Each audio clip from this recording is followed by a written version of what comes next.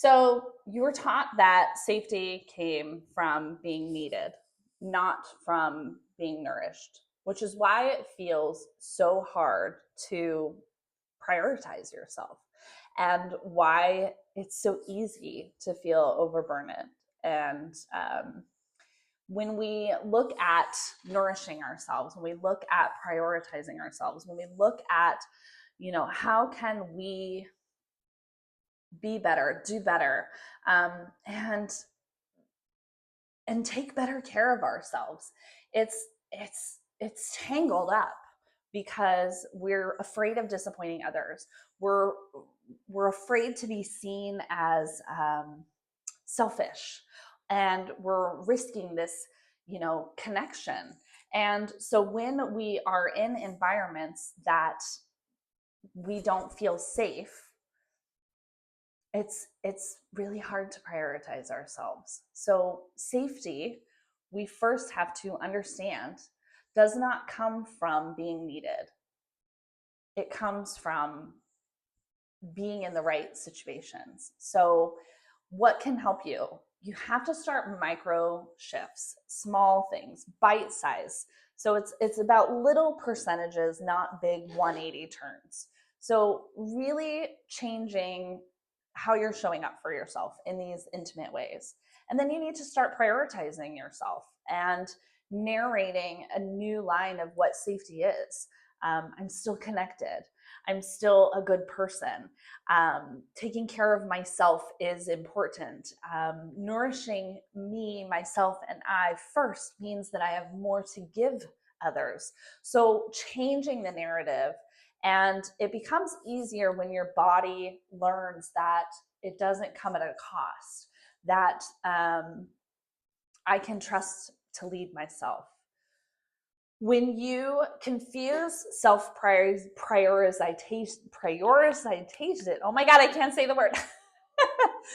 Prioritization. Why is that word so hard? And you associate it with abandonment of others. It just means that you care so deeply. Honestly, it sees that, you're making it mean that you're leaving them behind. You're making it mean that you're withdrawing love. It means that, you're breaking some unspoken contract that you've made. But prioritizing yourself is an abandonment of others. Actually, when we continually put others above ourselves, we abandon the self. And when we abandon the self, we get out of alignment and go down the rabbit hole of, not knowing who we are and what we're here to do. And then that light of who we are starts to dim. So you're not leaving anyone behind. So what might help you is redefine it. What is the responsibility I need to have to take care of myself so that I'm available to take care of others, right? If you are not physically well, you're not going to be able to care for others. So what is actually necessary for my healing, my growth, my evolution? Because if I'm empty, I have nothing to give you. So making sure that you're not confusing um, your self-abandonment with the abandonment of others. Don't abandon yourself. You must come back to yourself. You need to practice holding compassion and space for yourself. You need to honor yourself. When you are meeting yourself for the first time after survival mode, it can be really challenging. And so this is where you get to learn to listen without reacting, where you get to choose consciously instead of coping. And this is where you start to really feel the desires of who you are without this script. And it can feel really scary to start to, prioritize yourself.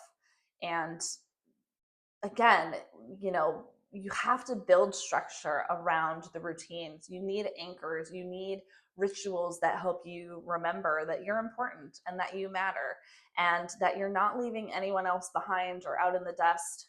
And I know it's so uncomfortable. I know it is, because I shape shifted, I conformed, I stayed in a marriage that was not serving me for far too long until it literally was a life or death decision to stay or leave. And could no longer abandon myself at that point. So really build structure for yourself. What supports you today is a great question. What do I need today? What would nourish me today? What would fill my cup today? And let it come through you.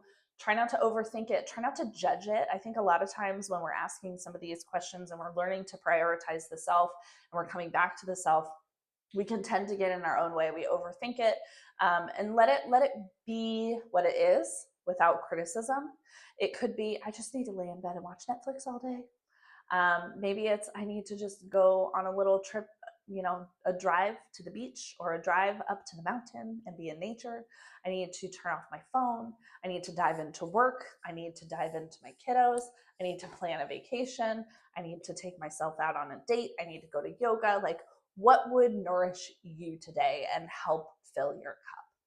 And start to prioritize one thing every single day. What would support me today? And when you are doing that, trust that you're allowed to choose yourself. Trust that everything won't collapse around you, that you don't have to earn it, that you don't have to, ask for it, but it's a necessity, it's a priority, it's your birthright. So you can really start to prioritize yourself when you take small actions. It's not about this giant thing, it's about small steps, small alignment, and really turn into, how can I take care of me, right? Like, that's the ultimate question. How can I take care of me? And I understand it's so confusing and it's so frustrating, and we don't do it for so many reasons. For me, it was I didn't feel safe. If I prioritized what I needed, if I was really honest about what I needed, I felt like I was abandoning others, and that felt really unsafe to me. So start to get curious about what is getting in the way of you prioritizing your well-being, you prioritizing your mental, emotional, and physical well-being. Why are you putting yourself on the back burner? Get curious about that question. What is underneath that? And keep going. Go a layer deeper. Ask the question, answer it, and then ask it again. What is underneath the thing? Because I always tell people it's the thing underneath the thing, right? So take it down to the bottom layer and really start to see. You don't have to earn self-care, self-love. It's a birthright, but you do have to come back to it, and you have to prioritize the work to get you there. So it takes practice. Try not to judge yourself. Try not to be too hard. You are doing amazing things every day, and I'm rooting for you. And I'm so grateful that you're here. If you are new to my channel, I do have a nervous system reset. You're welcome to drop or head on over to the link in the bio, download that, or you can drop a comment of reset and we'll make sure you get that free download. It's a nervous system reset I've made. It's free download.